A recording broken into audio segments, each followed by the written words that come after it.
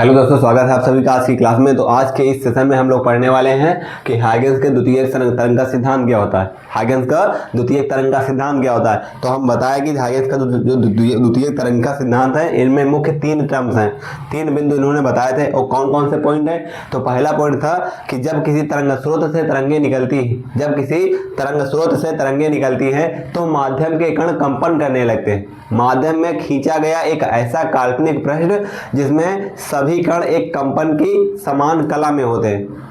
दूसरा पॉइंट क्या बताए थे कि तरंगाग्र पर स्थित प्रत्येक कण एक नए तरंग स्रोत का कार्य करता है और इनसे नई तरंगिकाएं निकलती हैं, और जो तरंगिकाएं निकलती हैं इन्हें द्वितीयक तरंगिकाएं कहते हैं। और तीसरा पॉइंट इन्होंने बताया था कि तरंगाग्र का आगे की ओर अनुवालोप हाइगेंस स्वीकार करते हैं, परंतु पीछे की ओर अनुवालोप हाइगेंस स्वीकार नहीं करते हैं। तो इस तथ्य का वर्णन जो है विस्तार में करेंगे कि क्यों नहीं होता ऐसा, कि हाइगेंस जो होते हैं तरंगिकाएं जो होती हैं वो हाइगेंस तरंगाग्र का आगे की ओर अनुवालोप स्वीकार करते हैं और पीछे की ओर अनुवालोप स्वीकार नहीं करते हैं। तो क्यों नहीं करते हैं, तो इसको हम लोग डिटेल में देखेंगे।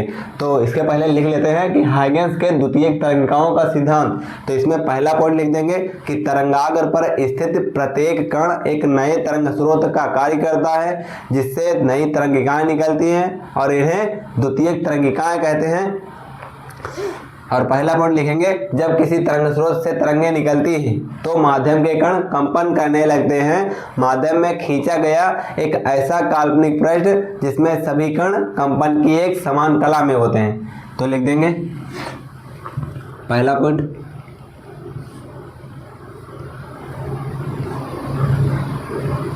जब किसी तरंग स्रोत से तरंगे निकलती हैं, जब किसी तरंग स्रोत से तरंगे निकलती हैं, जब किसी तरंग स्रोत से तरंगे निकलती हैं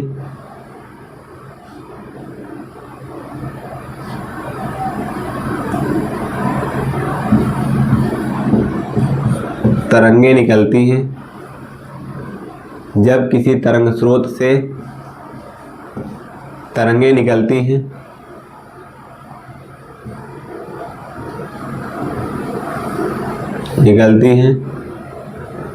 तो माध्यम के कण कंपन करने लगते हैं। तो माध्यम के कण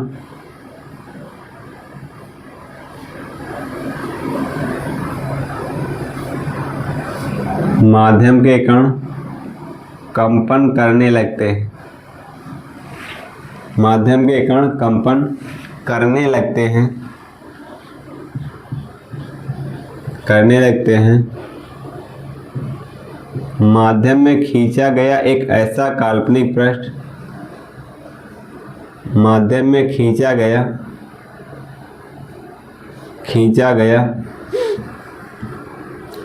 एक ऐसा काल्पनिक पृष्ठ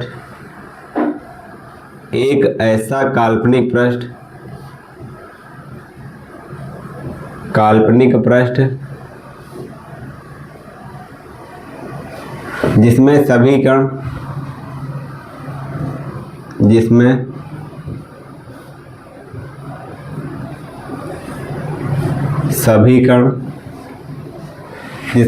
कण कंपन की एक समान कला में होते हैं।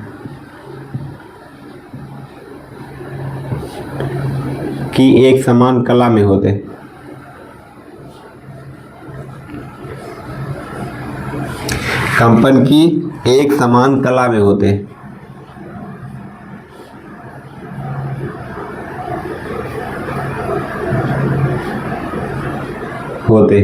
तरंगाग्र कहलाता है, या कह सकते हैं वेव फ्रंट कहलाता है, जिसको हिंदी में तरंगाग्र कहते हैं, तरंगाग्र कहलाता है।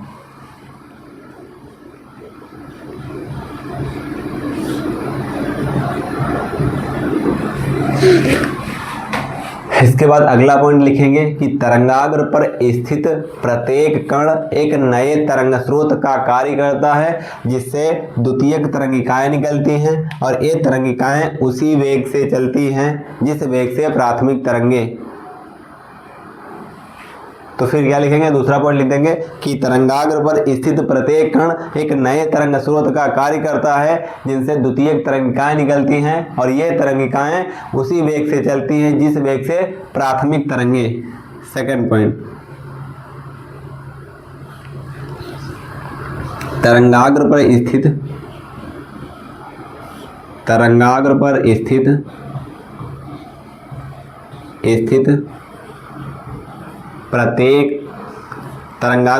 प्रत्येक कण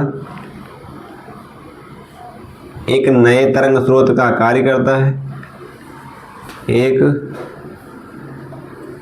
नए तरंग स्रोत का कार्य करता है।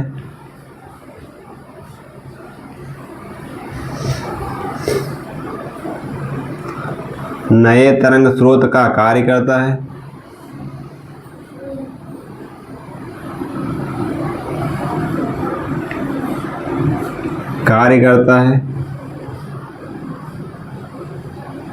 एक नए तरंग स्रोत का कार्य करता है जिनसे द्वितीयक तरंगिकाएं निकलती हैं, जिनसे नई तरंगिकाएं निकलती हैं, जिनसे नई तरंगिकाएं निकलती हैं,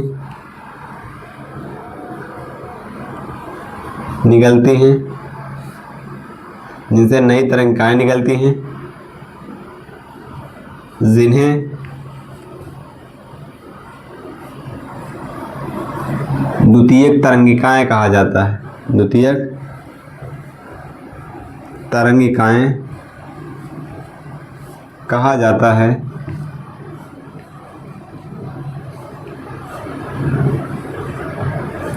जिन्हें द्वितीयक तरंगिकाएं कहा जाता है और ए तरंगिकाएं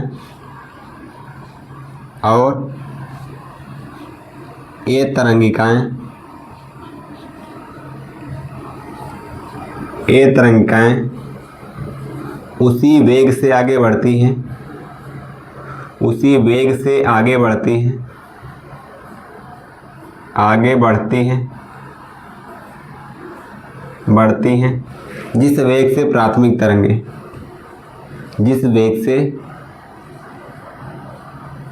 से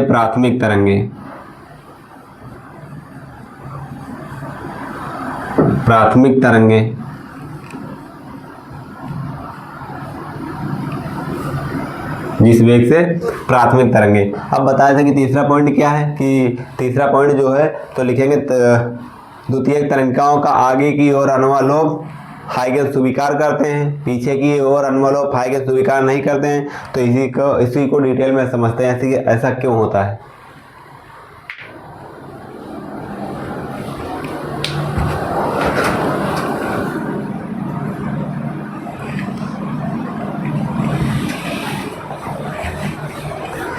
तो नेक्स्ट हेडिंग डाल देंगे, नेक्स्ट थर्ड पॉइंट डालेंगे और थर्ड पॉइंट में लिखेंगे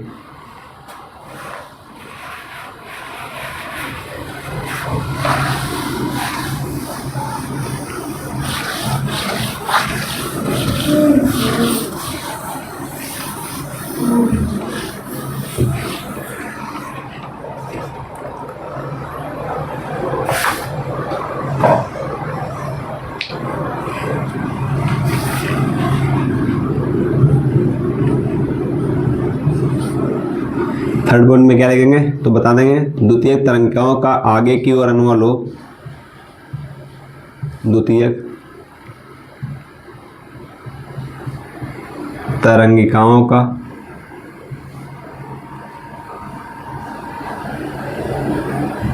आगे की ओर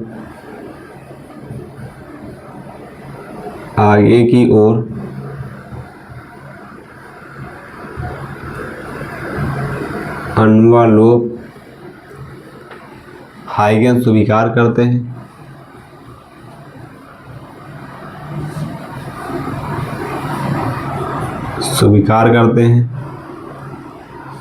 हाइगेन स्वीकार करते हैं परंतु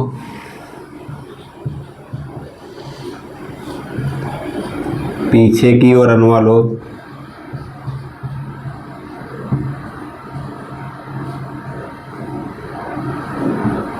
अनुवालोप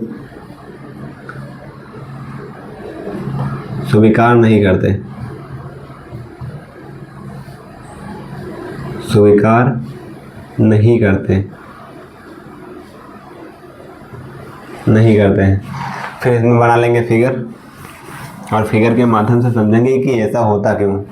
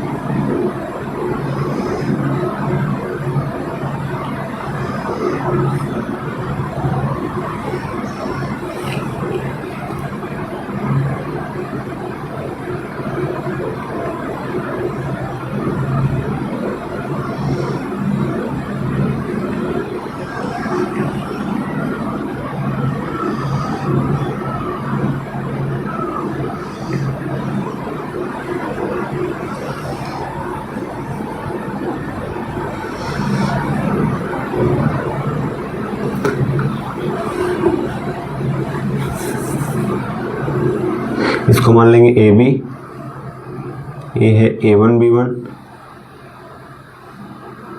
ए है A2 B2,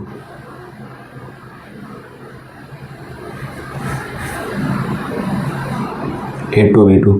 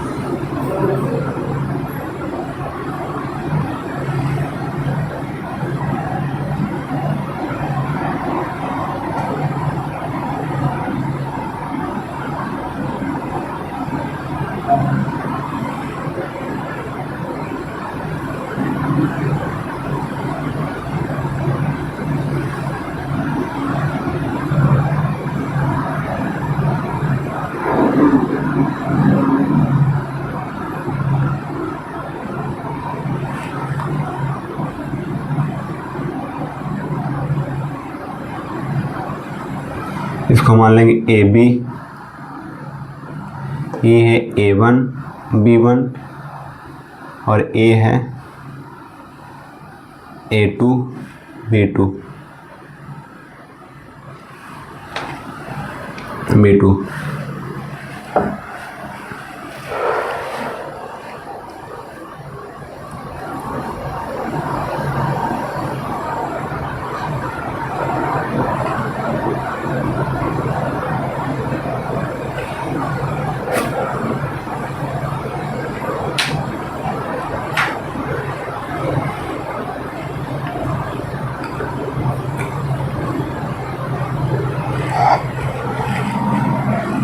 लिख देंगे circle of radius,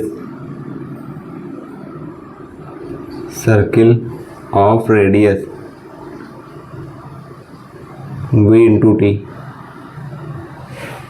circle of radius. लिख देंगे speed of wave, speed of wave v, और टाइम लिख देंगे t बराबर 0 समय पर है, t बराबर आगे समय के लिए, तो लिख देंगे यहाँ कोई एक पॉइंट मान लेंगे,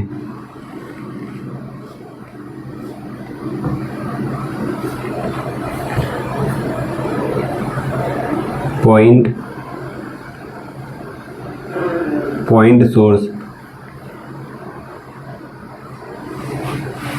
बताएंगे कि माना t बराबर 0 समय में तरंगाग्र की स्थिति AB है। माना t बराबर 0 समय में तरंगाग्र की स्थिति AB है। t समय पश्चात तरंगाग्र की स्थिति ज्ञात करने के लिए तरंगाग्र AB पर बिंदु 1 2 3 4 5 ऐसे करके मान लेते हैं और v/t त्रिज्या लेकर गोले खींचते हैं। इन गोलों का आगे की ओर जो अनुमालोप है वो हाइगन स्वीकार करते हैं, पीछे की ओर अनुमालोप हाइगन स्वीकार नहीं करते हैं। तो ऐसा होता क्यों है, बताएंगे ऐसा क्यों होता है।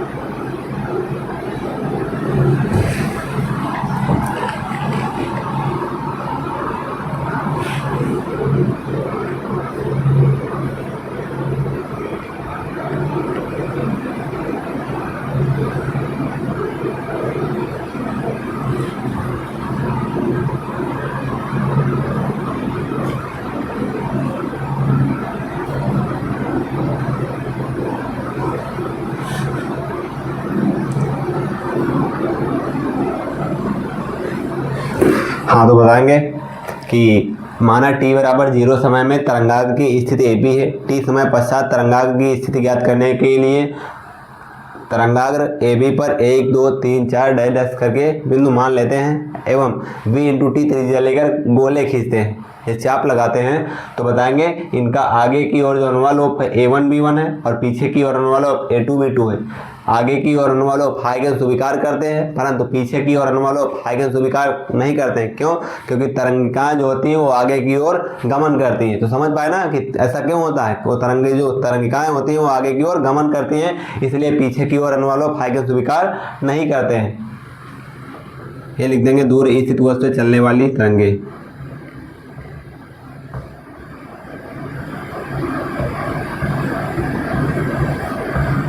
से चलने वाली तरंगे, दूर स्थित वस्तु से चलने वाली तरंगे।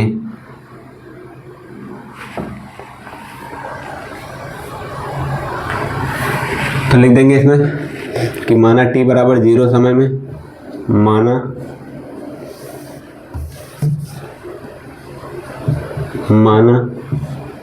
t बराबर 0 समय में, t बराबर 0 समय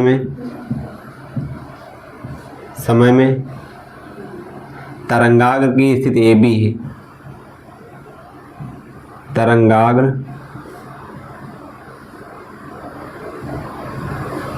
की स्थिति AB है। माना t बराबर 0 समय में तरंगाग्र की स्थिति AB है। t समय पश्चात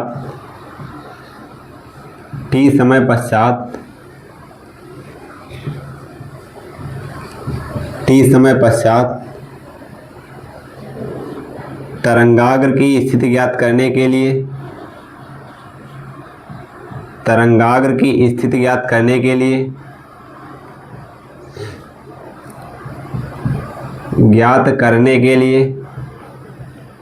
t समय पश्चात तरंगाग्र की स्थिति ज्ञात करने के लिए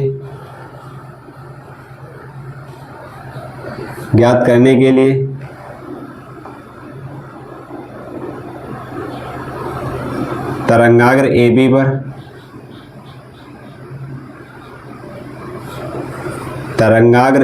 पर 1 2 3 फिर ऐसे करके गोले खींच लेते हैं। 3 v/t त्रिज्या के गोले खींचते हैं। गोले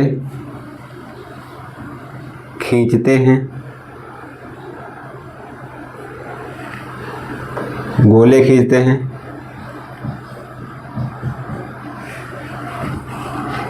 इन गोलों का आगे की ओर अनुवालोप,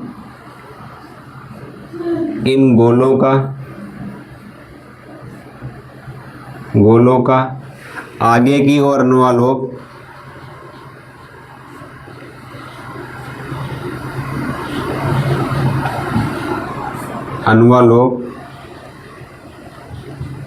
आगे की ओर अनुवालोप A1B1 है, जो कि हाइगेंस स्वीकार करते हैं,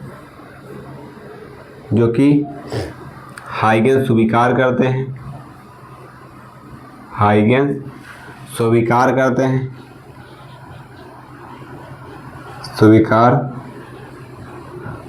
करते हैं,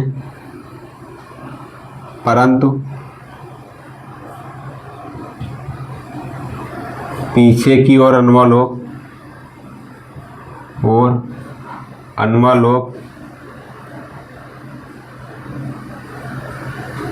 A2B2 है, जो कि हाइगेंस स्वीकार नहीं करते,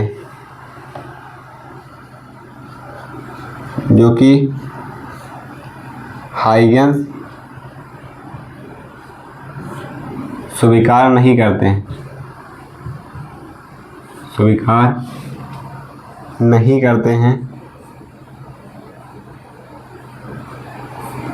हैं, चूँकि तरंगिकाएं आगे की ओर गमन करती, तरंगिकाएं सदैव आगे की ओर गमन करती, आगे की ओर गमन करती हैं।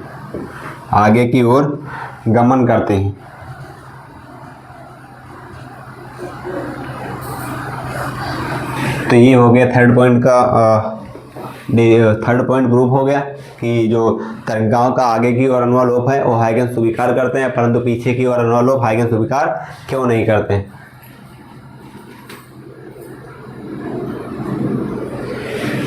तो आज के लिए बस इतना ही। मिलते हैं फिर नेक्स्ट क्लास में, और नेक्स्ट क्लास में हम लोग पढ़ेंगे, इसमें देखो 2 डेरिवेशन है जो पूछे जाते हैं पेपर में। एक तो है कि हाइगेंस के द्वितीय तरंगा सिद्धांत के अनुसार परावर्तन की व्याख्या, एक पूछी जाती है परावर्तन की व्याख्या,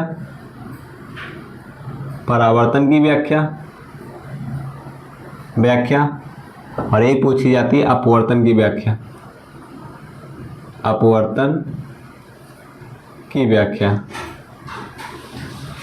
परावर्तन और अपवर्तन में है क्या, तो उसमें प्रूव करना होता है कि I = R क्या होता है, और इसमें जो स्नेल का नियम है वो सिद्ध करना होता है।